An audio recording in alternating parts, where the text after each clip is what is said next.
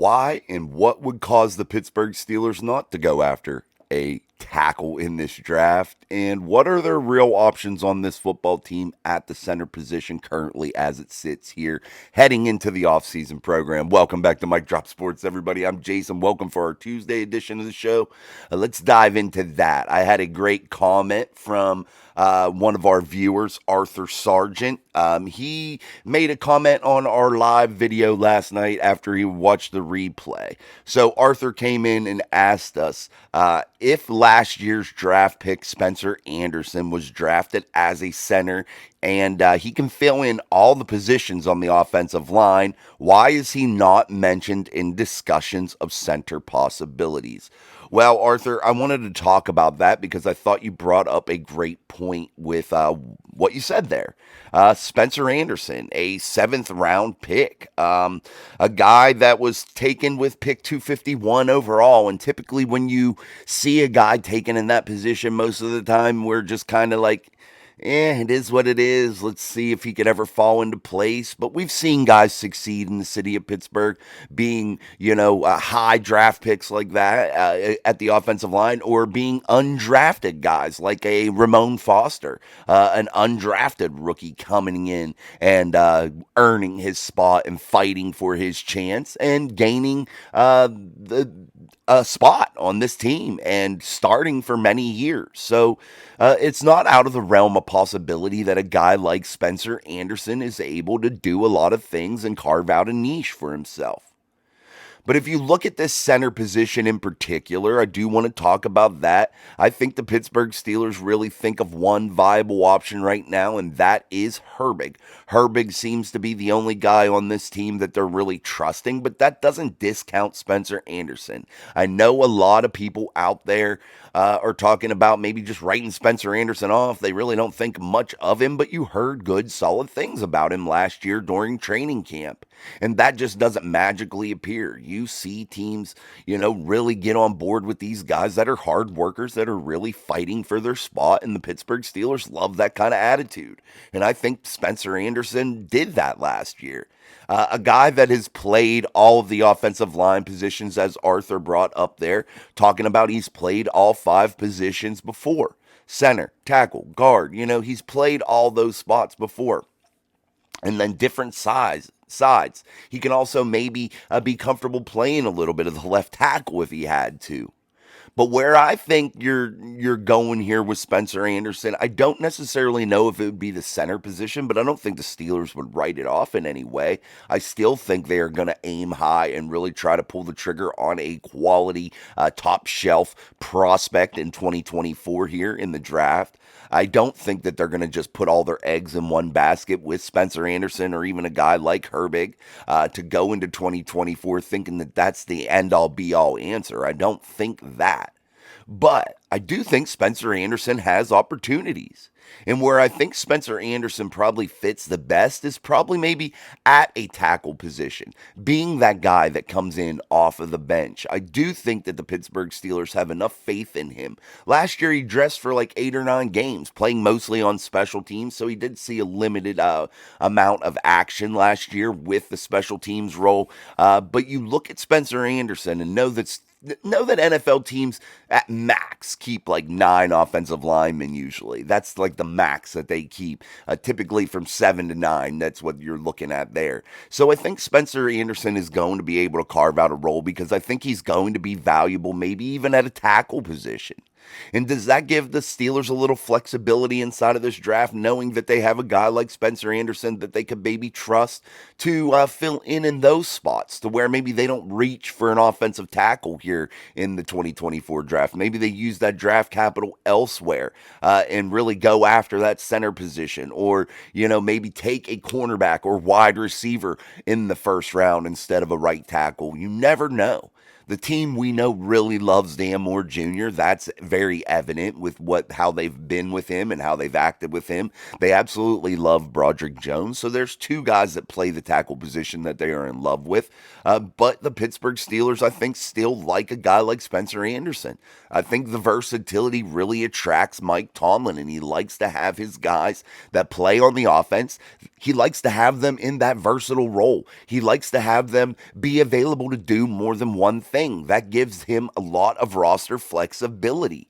And I definitely think that the Pittsburgh Steelers would rely on Spencer Anderson in that aspect, like a tackle or a guard position.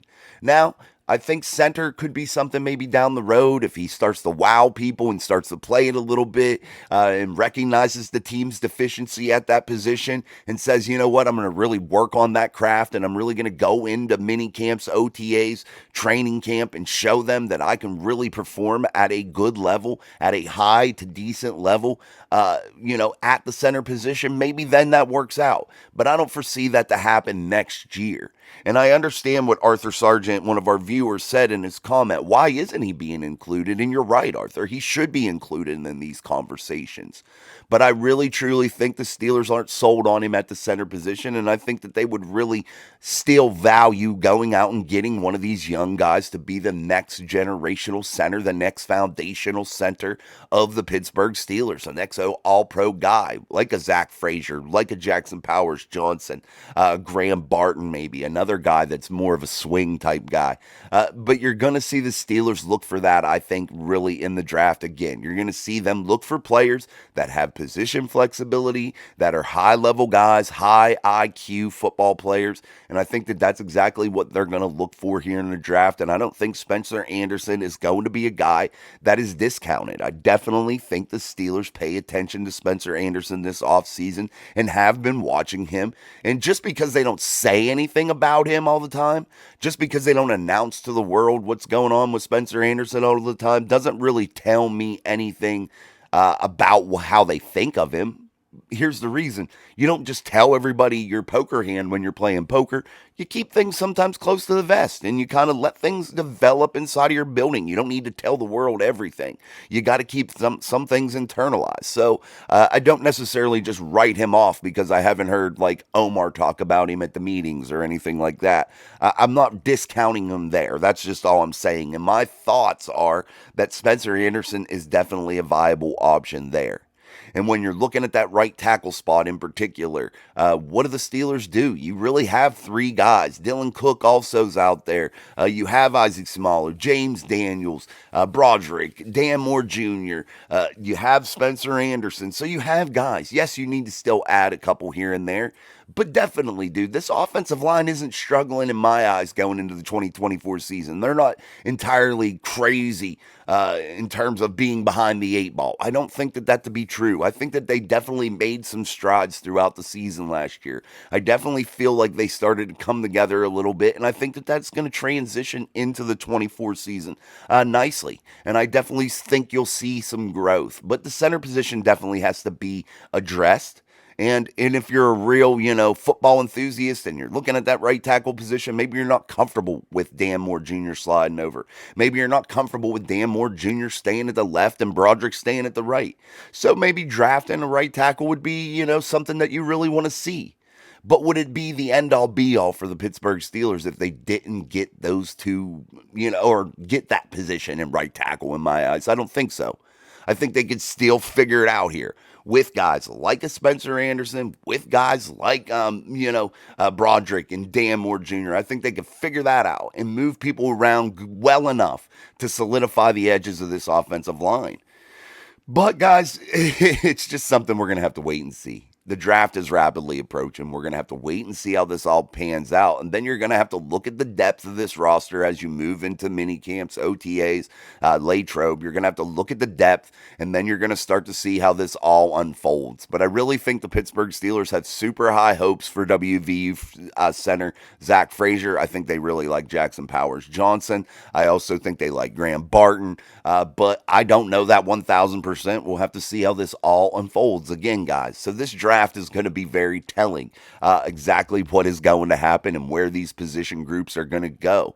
So if the Steelers don't get their guy at center, we're going to know that, hey, they're going to have to figure out Nate Herbig. Maybe they give Spencer Anderson a shot, So now all of a sudden, the options become a little bit more limited as you move forward. So it tells us a little bit more of exactly what they're going to do. You look at the right tackle. Say the Steelers don't go out and buy or draft another tackle, and they don't go out there and try to trade or anything else for anybody else, and they're rolling in with Spencer Anderson, Broderick Jones, Dan Moore Jr. What are they going to do? They're going to figure it out, and those guys are going to battle in camp, and that's where we're going to be, and those are going to be the guys that play in 2024. So we'll see. We'll see how this again all unfolds. I appreciate you guys coming back for our Tuesday edition of the show. Don't forget our live show tonight at 6:30 p.m. Eastern Standard Time. We're just diving into Steelers news as always. Many have the Pittsburgh Steelers. All these mock drafts out there. I've seen Mims, I've seen Barton. Hell, I even did one drafting Cooper DeJean in the first round. So we're seeing a broad spectrum here, guys, and things are really heating up. Things are really heating up in the trade market. There's so many stories out there. We talked about that last night. So many different things going on with the Pittsburgh Steelers. So buckle up. Enjoy the ride. Don't be so, we got to have this. We got to have that. Just enjoy it. See how it all unfolds. And Omar, we trust. Really. And Omar, we trust, guys. Allow Omar Khan to work here. See what he does. Then once we see what he actually does and gets done, then we can go ahead and have our opinions, and we'll really make, those moves or take a look at those moves that he made and scrutinize them and look at how they're going to all fit. Then we'll look at that. But until then, let's enjoy the process. I know we have needs, but let's enjoy this process and see exactly how this all unfolds. And I don't think it's out of the realm of possibility for a big draft day trade or trade maybe even after the draft. I don't think that's out of the realm of possibility, depending on what the Steelers are able to accomplish on draft day, draft weekend. I don't think it's out of the realm of possibility for the Pittsburgh Steelers to still pick up people off the street. They have a habit of trying to get some guys to reclaim their career and bring them in and rejuvenate them. So I don't think that's out of the realm of possibility either. I don't know who those exact targets may be, but we've seen it before in the past. So there are options, and Omar Khan loves to have options, and we're going to continue to see that from Omar. You just see how this team is starting to really unfold and really build toward this draft, and it's starting to give us a more clear picture. So we'll continue to watch it and continue to watch it all grow and enjoy this process and enjoy the ride. And the draft is rapidly approaching, guys. So I'm super excited for that, in case you couldn't tell. I think this is one of the bigger drafts in the franchise's history. I think it's going to be a real pivotal turning point for the Pittsburgh Steelers in terms of how this franchise develops for the next 3-4 years. So, oh, wow. I cut myself last night right there. Yeah, I can see it pretty good on the camera. Anyway, yeah, guys, we're going to wrap this up. Don't forget our little mascot from our live show, the little bobblehead, this 70s bobblehead. It's pretty cool. It might even be older than that. I think it said 74 on it at one point. Nope, 1975 bobblehead. So when did they win that Super Bowl? Yeah, somewhere around there. So that was probably one of those Super Bowl years. So that's pretty cool. I know that's like my little toy now. I play with it all the time. But anyway, guys, we're going to wrap this up. Again, don't forget our live show tonight. Really cool stuff. Great comments. Arthur Sargent, thank you. I used your comment today as a little bit of a talking point, and I appreciate your comments. So keep them coming, guys. You guys got excellent football minds, and we like to explore those thoughts that you have and really break them down and talk about them a lot. So, again, guys, appreciate it. And tomorrow we'll have our morning upload, and then tomorrow's show on Wednesday will be at 7:30 p.m. Eastern Time with your boy Sean. But as for tonight, here on a Tuesday, enjoy today's upload this morning, and join us tonight at 6:30 p.m. Eastern Standard Time for Steel City Live, the best damn sports show on YouTube. It's the best place if you're a fan to interact with us and interact with Steelers Nation, period, and talk with many people as we move through that show. So until tonight, guys, I'm Jason. This is Mike Drop Sports, and peace.